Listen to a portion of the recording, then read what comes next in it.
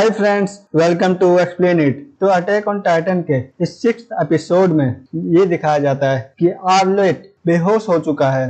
तब उसे एक कैरेट उसका दोस्त जगाता है। होश आने पर आर्लेट को पता चलता है कि वो कुछ भी नहीं कर पाया और टाइटन्स ने उसके सारे दोस्तों को मार डाला, यहाँ तक कि उसने एरन को भी मार डाला है और बाकी सारे स्क्वाड को भी। वो खुद को एरन की मौत का दोषी समझ रहा होता है। एक लड़की वह उससे बोलती है, इसने जो कहा सच कहा, यहाँ सब मारे जा चुके हैं। पर वो लड़का आर्लेट को सपोर्ट करता है और कहता है कि चलो आर्लेट, अब हमें यहाँ से निकलना चाहिए। अब आर्लेट ये सोच रहा था कि उसने ये दुनिया हमेशा से जालिम देखी है, उसने शुरू से ही बुली सहन किया है, लेकिन एरन ने हमेशा उसकी मदद की थी। वो एरन को इस तरीके से मरता हुआ नहीं देखना चाहता था। वो काफी पछतावा महसूस कर रहा होता है और वो देखता है कि एक लड़की अपने दोस्त को जगाने की कोशिश कर रही थी, जो कि असल में मर चुका था।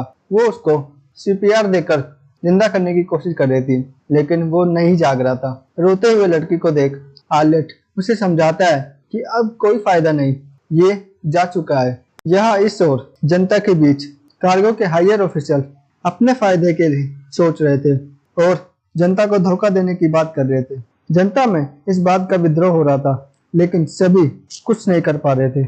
उनमें से कुछ उसे रोकने गए, लेकिन वो नाकाम रहे क्योंकि वो मर्चेंट नेवी का कैप्टन था। तभी वहां एक भागता हुआ टाइटन आता है, जिसे पिकासा अपने तलवार से मार गिरा देती है।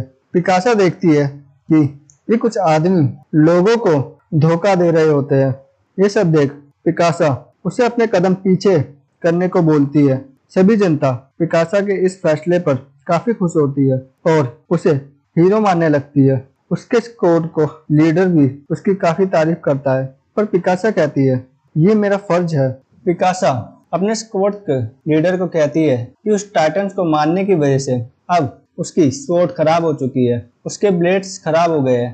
पिकासा फिर अपसेट हो जाती है। वो अपनी माँ के बारे में सोचती है। बचपन में वो एक रुमाल बनाती है जो कि उसकी माँ उसे कहती है और उसकी माँ इस बात पर उसे काफी शाबाशी देती है। उसकी माँ और उसके पापा के साथ वो काफी खुश थी। तभी पिकासा के घर में डॉक्टर येगर और उसका बेटा एरन आते हैं। एरन और उसके डैड ये देखते हैं कि पिकासा की माँ खून से लथपथ जमीन पर गिरी है और वो मर चुकी है।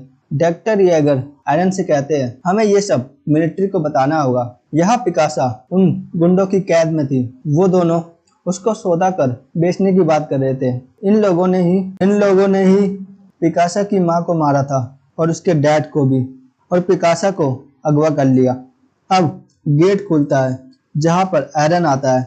वो उन गुंडों से कहता है कि वो जंगल में गुम हो चुका है और उसका ध्यान भटकाकर अचानक चाकू से सीधा उस गुंडे के सीने में वार कर देता है और उसे मार डालता है। अगला आदमी उसे ढूंढने उसके पीछे दरवाजा खोलता है, लेकिन एरन इस बार भाला उठाकर उसके शरीर में घुसा देता है और उसे जान से मार देता है। पिकासा की रस्सी खोल वो उसे छुड़ाने आता है कि तभी पीछे से एक तीसरा आदमी आकर एरन का गले से उठा लेता है और उसे मारने की कोशिश करता है। एरन पिकासा को कहता है जल्दी हथियार उठा के इसे मारो, नहीं तो ये हम दोनों को मार डालेगा। पिकासा किसी तरह हिम्मत जुटाकर चाकू से उसको मार डालती है। अब दोनों वहां से भाग चुके होते हैं। डॉक्टर येगर एरन को कहते हैं कि तुम जानते नहीं कि तुमने कितना खतरनाक काम किया है, लेकिन एरन कहता है कि ऐसा करना जरूरी था, नहीं तो वो पिकासा को भी मार देते।